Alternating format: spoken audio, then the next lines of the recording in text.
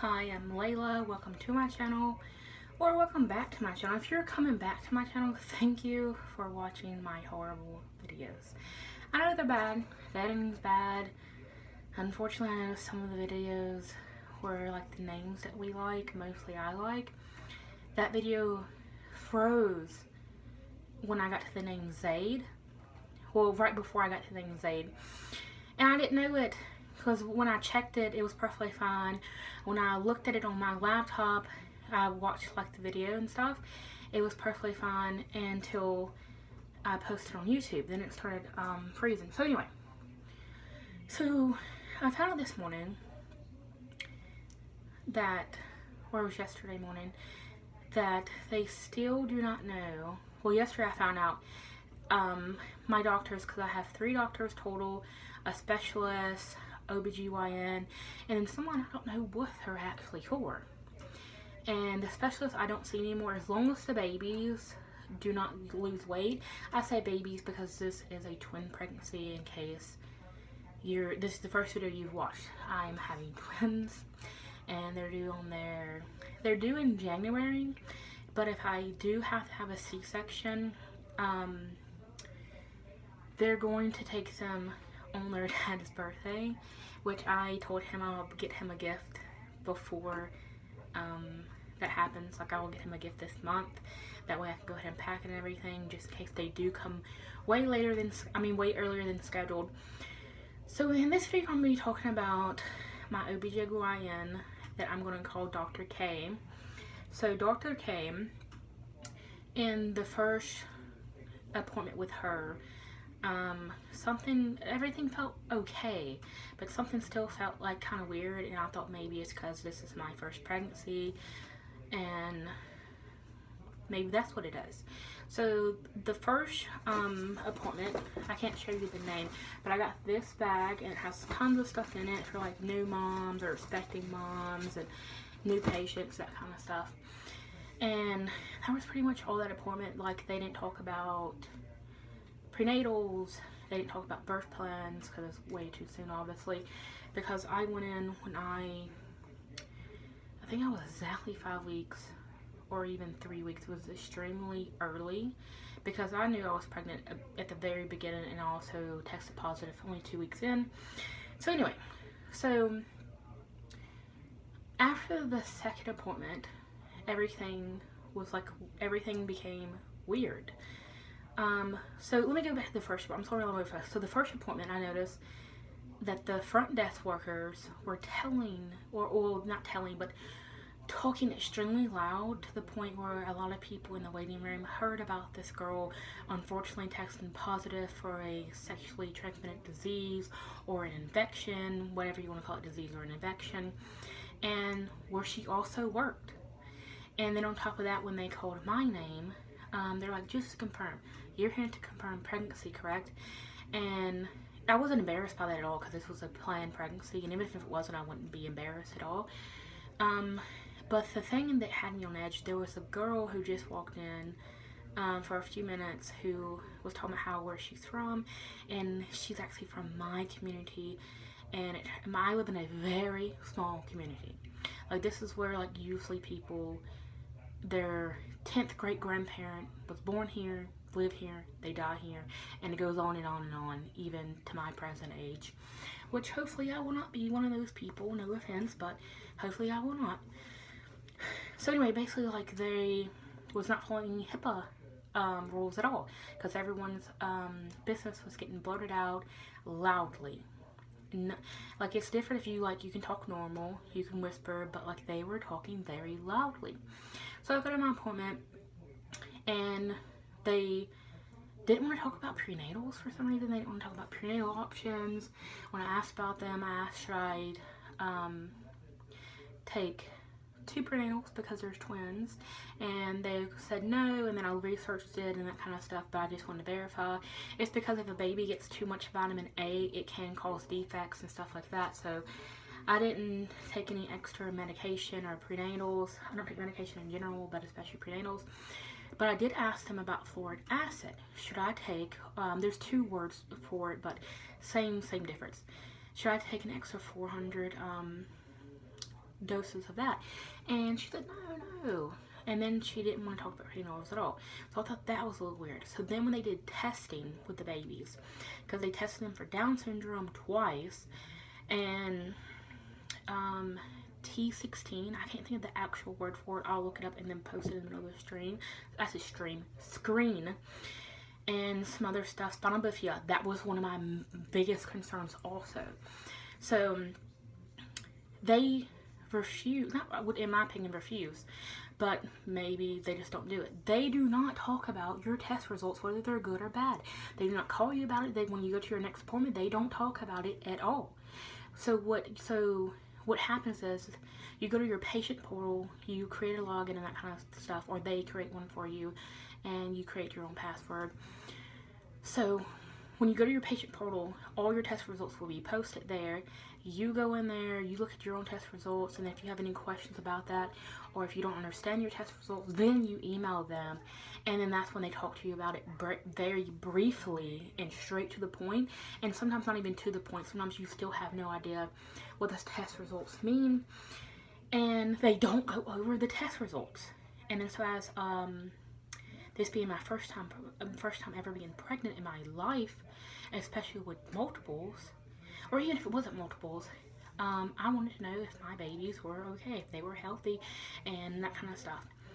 And then so because of that, this happened 2 more times about test results and how, so you're not supposed to donate blood while you're pregnant because your baby needs iron.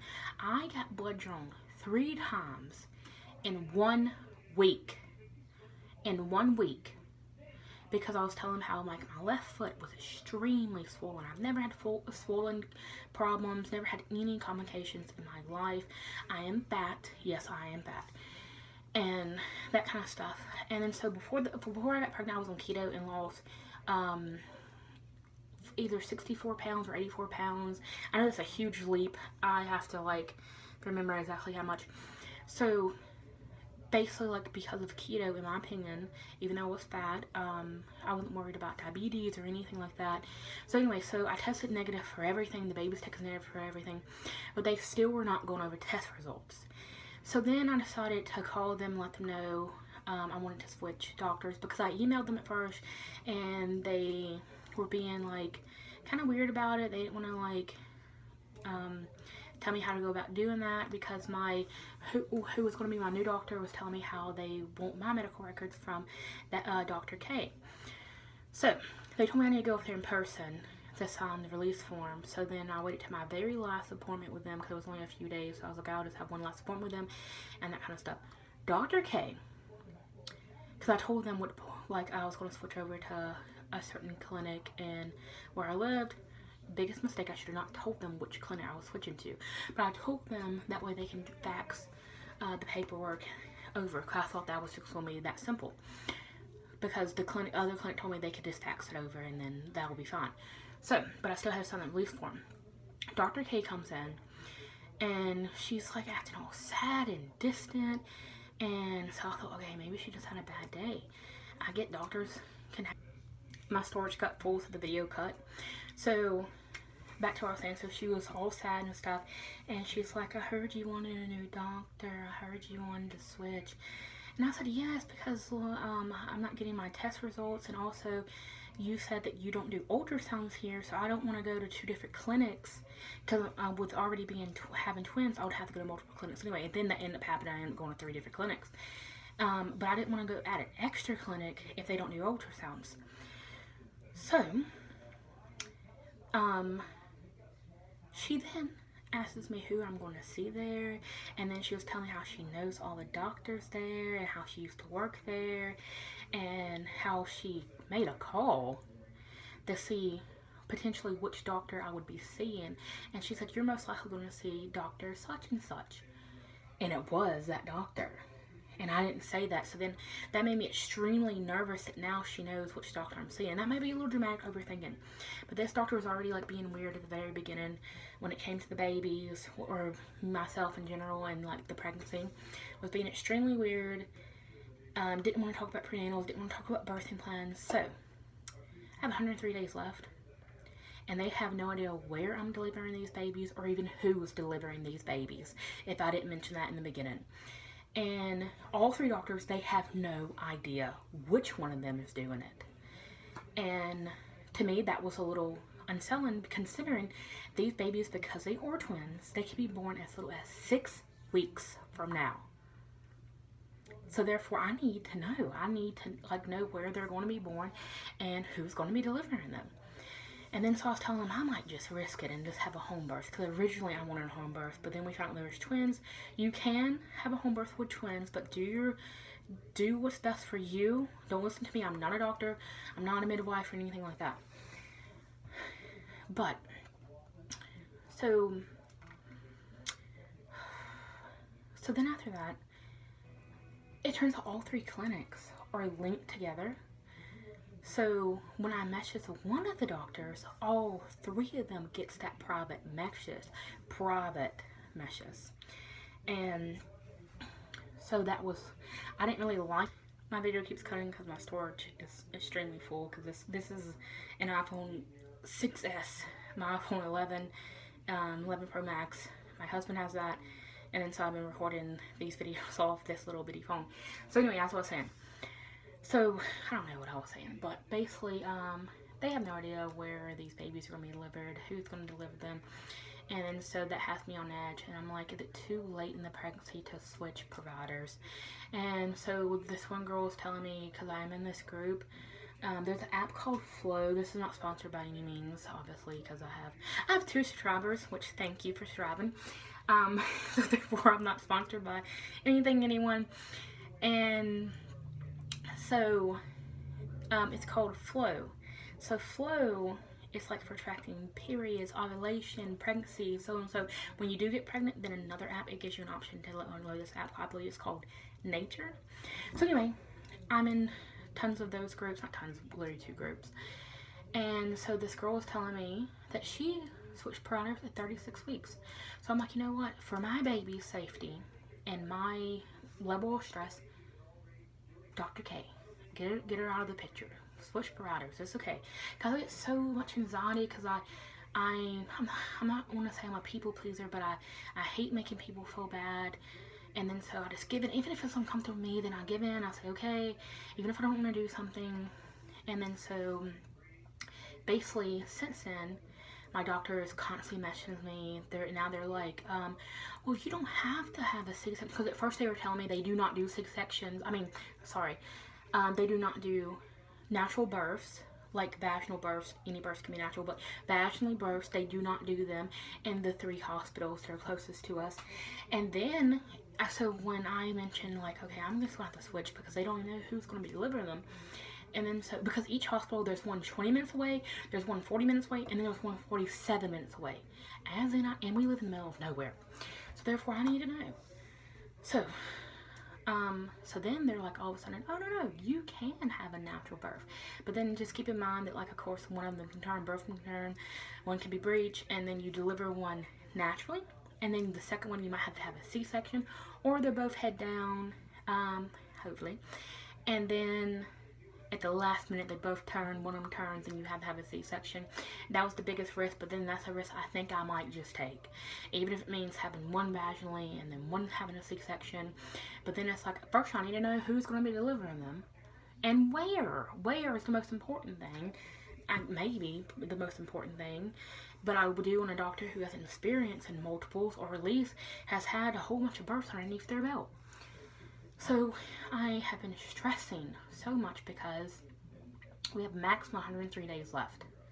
And I know that seems like a lot, but I know nothing.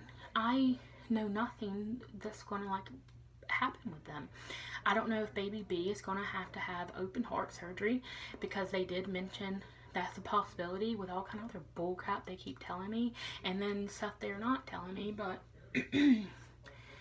so therefore it's like I need to prepare for that. My husband works on average 12 hours, anywhere from 5 to 7 days a week, now 6 to 7 days a week.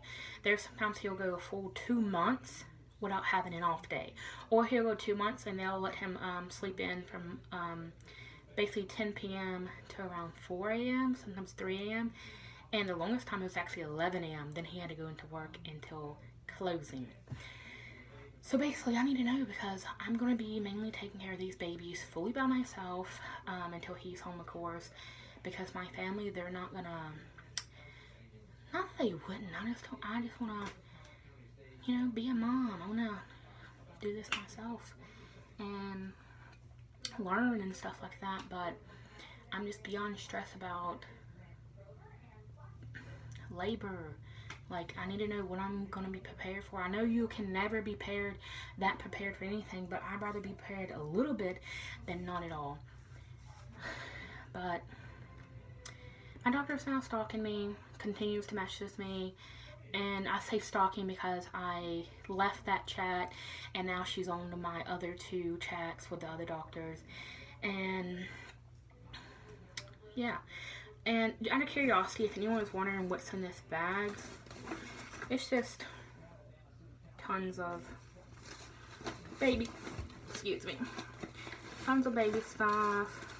My little, what is that? Oh, my freaking Fitbit.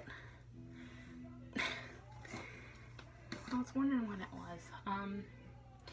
Because I don't want to blame it on my husband, but back in March, I opened the truck door and I had the charger, but then like there was like an incident happened, and so we went back to the truck and then I lost the charger. So I guess it is my fault. I guess it has nothing to do with him, but I just had a rant, whatever you want to call it. So what did you do when if you had twins, or know someone who has twins, have they or you had a home birth with twins, and how did that go? Did you have a C-section, vaginal birth with twins, or even if you did have twins, feel free to tell me what happened with your babies or baby.